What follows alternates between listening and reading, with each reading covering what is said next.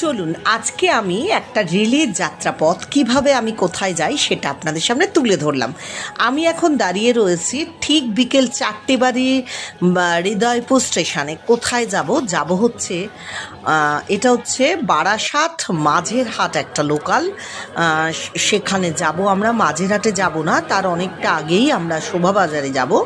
সেই যাত্রাপথটা আপনাদেরকে পুরোটাই আমি তুলে ধরছি। আমি এখন দাঁড়িয়ে রয়েছি হৃদয়পুর স্টেশনে। ঠিক 4টে ঘড়িতে বাজে এখন। বারাসাত থেকে মাঝেরহাট লোকাল কিন্তু এসে উপস্থিত হলো। দুপুরবেলা প্রায় বিকেল হতে গেছে, একটু গরম পড়েও গেছে, যার ফলে কিন্তু স্টেশনে লোকজনের আনাগোনা খুবই কম ছিল। আমি ট্রেনে উঠে পড়লাম লেডিসে, আর উঠেই দেখলাম একেবারে ফাঁকা লেডিস কম্পার্টমেন্ট। এমনিও বারাসাত থেকে যেহেতু আসছে একটা স্টেশন আগেই, ফলে তেমন একটা ভিড় ছিল না, আরামসে বসে পড়েছিলাম। এবং মেয়েদের লেডিস কম্পার্টমেন্ট মানেই আপনারা সকলেই জানেন এখানে কেনা বেচার একটা ব্যাপার থেকেও যায়। এখানে কিন্তু নানান ধরনের একজন জুয়েলারি দাদা, তিনি জুয়েলারি বিক্রি করছেন। আর দেখুন আমার সাথে দমদম থেকে উঠে পড়লো আমার 2 সারথি। এরা আমার সাথে সবসময়ই থাকে বেড়াতে যাওয়ার জন্য। আমি বেড়াতে যাইনি, আমার বিশেষ একটা কাজের জন্যেই গিয়েছিলাম। যাই হোক, আমরা সকলে ট্রেনে উঠে পড়েছিলাম এবং নানা ধরনের ক্রেতা বিক্রেতারা কিন্তু এখানে আনাগোনা করছে। আপনাদের লেডিসটা দেখালাম। এইবার ট্রেন কিন্তু বাগবাজারের একটু আগে আমি দেখাচ্ছি, তুলে ধরার চেষ্টা করছি। ট্রেন থেকেই আমরা ট্রেনে রয়েছে। এই দেখুন বাগবাজার গঙ্গার ঘাট, এবং এই যে যাত্রাপথটা না ভীষণ সুন্দর লাগে। ট্রেনে করে গঙ্গাকে আমার ডান পাশে রেখে ট্রেন দ্রুতগতিতে ছুটে যাচ্ছে, এটা আমার কাছে ভীষণ একটা সৌন্দর্যের ব্যাপার।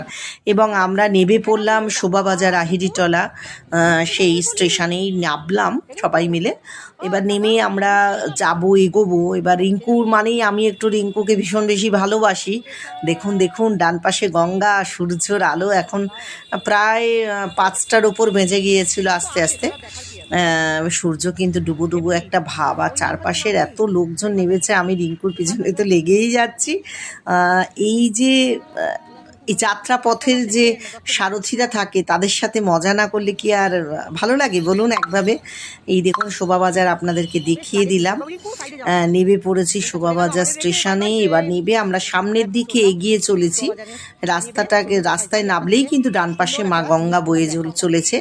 আর আমরা গিয়েছিলাম ভূতনাথ মন্দিরে দর্শন করবার জন্য। আপনাদেরকে পরের ভিডিওতে আমি অবশ্যই দেখাবো। এরপরেই দেখুন মা গঙ্গার কাছে একেবারে চলে এসেছিলাম। একটা লঞ্চ ফেরিঘাটে ঢুকছে, আর আমরা রাস্তা ধরে হাঁটতে শুরু করেছি। চারিদিকে লঞ্চ, লোকজন। তাহলে আজকের এই রেলপথের যাত্রাটুকু এইটুকু।